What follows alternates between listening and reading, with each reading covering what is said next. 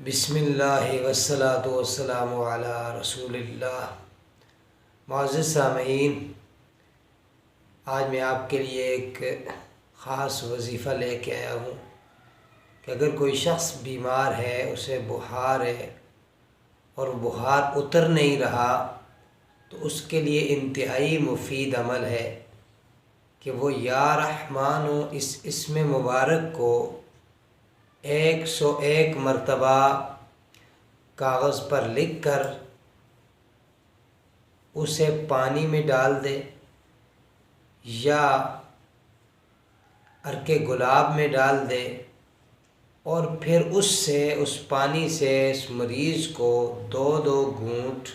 پانی کی پلاتا رہے۔ انشاءاللہ اللہ کے فضل و کرم سے اس اسم میں مبارک کی برکت سے اللہ تعالیٰ اس بندے کو شفا عطا فرمائے گا اور اس کا بخار اتر جائے گا۔